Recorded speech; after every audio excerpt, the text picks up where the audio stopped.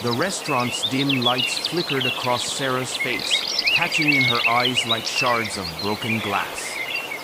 "Sit over there, Mark," she hissed, venom threading each word, pointing across the room.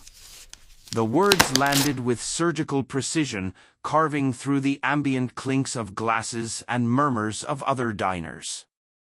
My hands froze on the back of the chair I had intended to claim. The air thickened around me, a chemical fog of cortisol and adrenaline, heavy with her anger, though I had no clear sense of what I'd done this time. Her friend Leah slid into the chair beside Sarah, lips curving into a faint, unreadable smile. I obeyed, retreating to a distant table. My heartbeat spiked, a mixture of shame and confusion surging through me, as if I were a child caught in a crime I didn't understand. The restaurant smelled of roasted garlic and red wine, burgundy curtains swallowing the light like velvet traps. The table's polished wood was cold under my fingertips, a minor grounding point in the chaos of my mind. Across the room, Sarah and Leah leaned close, heads tilted, whispering. Sarah laughed, a brittle, performative sound that did not belong to the woman I loved. Leah's hand grazed Sarah's wrist, lingering just enough to twist my stomach into knots of paranoia and jealousy. I tried to rationalize the tightening in my chest, the dopamine-drenched panic of my mind imagining scenarios, but the knot refused to untangle. 7 years. 7 years of marriage, mornings tangled together, quiet fights, promises whispered in dim light. Lately, though, Sarah's anger had flared over trivialities, misplaced shoes, a missed call, the length of my gaze. She'd pulled away, evenings swallowed by girls' nights, phone screens always facing down, her attention elsewhere. I rationalized stress, exhaustion, work, the usual plausible explanations. But the brush of Leah's fingers, repeated, insistent, was a splintering crack in the delicate wall of reason I'd built. Late-night texts, abrupt silences, casual mentions of Leah, signals I'd dismissed as inconsequential, now looped through my mind with relentless precision. "You okay over there, Mark?" Leah's voice teased, eyes locked on mine.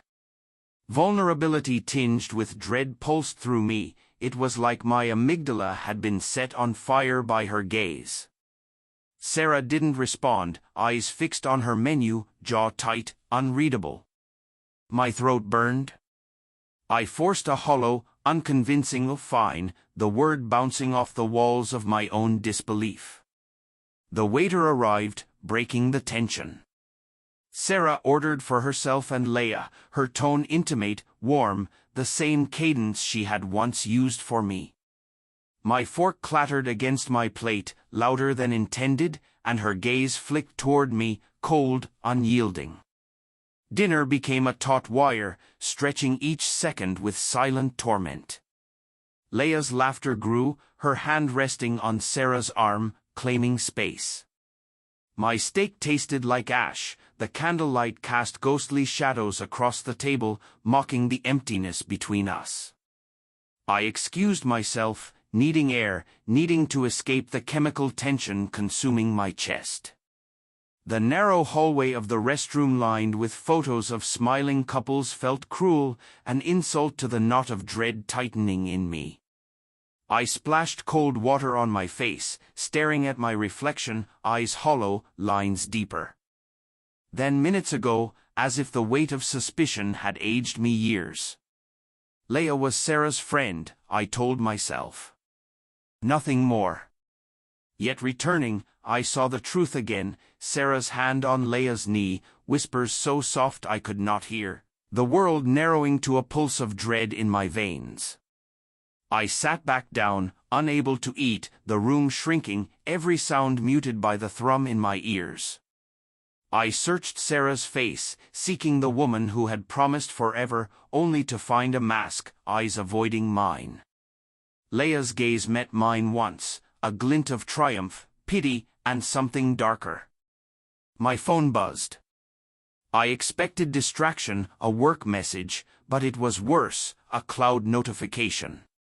A photo, minutes old. Sarah and Leah, faces close, lips nearly touching, captured in the restaurant's soft glow. My chest constricted, world tilting. "Mark, you're staring," Sarah's voice cut through the haze, sharp, accusatory. She stood, arms crossed, Leah beside her, eyes flickering with something I couldn't name. Guilt? Fear? I opened my mouth, no words formed. The image burned itself into my neural pathways. I lied, whispered nothing. Leah smirked, hand brushing Sarah's back as they returned to their table. The ground beneath me crumbled, and the rest of the night blurred into meaningless sound. We left the restaurant, the click of Sarah's heels a metronome marking the distance growing between us. Leah trailed close, part of a scene I no longer belonged in. At home, she went straight to bed, phone clutched, leaving me alone in the dark living room, the photo still open on my screen. The timestamp was a scalpel cutting into my chest. I wanted confrontation, an explosion of truth, but doubt immobilized me. What if I was wrong? What if I was the architect of my own collapse? Sleep offered no respite. When morning came, she was gone. A note on the counter, asterisk I need space. Staying with Leah. Asterisk my knees buckled. Hardwood bit into my skin as the room tilted, the finality of the words detonating inside me. My wife, the woman I loved, was slipping away, and I'd seen the warning signs all along.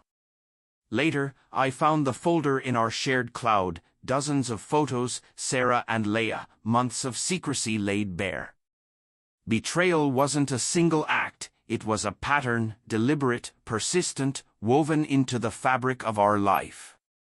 My amygdala fired relentlessly, adrenaline spiking, a chemical storm in my chest. Anger came, yes, but heavier was the ache of loving someone who had already chosen another. I replayed every small sign, every dismissed text, every hesitation in her gaze. The physiological reaction was visceral, heart hammering, stomach knotting, hands trembling. I'd rationalized, ignored, hoped. And for months, she had been living a parallel life, layers of deception hidden behind the woman I thought I knew. The realization didn't just sting, it crystallized.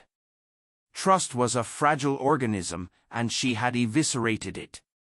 I felt the physical collapse of certainty, the slow drip of emotional hemorrhage.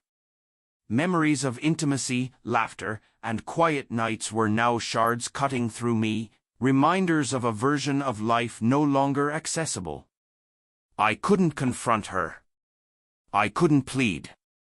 The betrayal had stripped the power from my words. All that remained was observation, calculation, and the cold, methodical understanding that some fractures are irreparable. Her life with Leah was a choice. My life with her had ended silently, the signs threaded through months of subtle cues, small betrayals, and moments of avoidance that I had ignored. The next steps were unclear.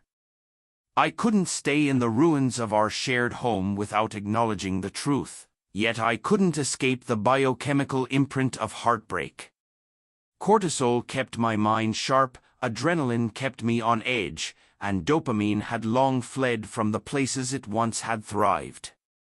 I moved mechanically, cleaning the kitchen, staring at the empty side of the bed, letting the sensory input of domestic normalcy mask the chaos within. Every glance at my phone, every ping of a message from Leah or Sarah, was a shot of anxiety, my nervous system on red alert. I felt like a ghost in my own life, watching from the periphery as they lived a secret reality I had no part in. Sleep, food, and conversation were coated in a haze of disbelief. The betrayal was no longer emotional, it had been chemically embedded, a physiological assault layered over every memory. Weeks passed.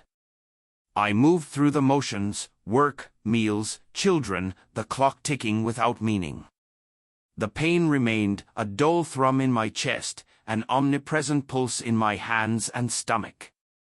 Every memory of Sarah triggered the amygdala, heart racing, sweat prickling my skin.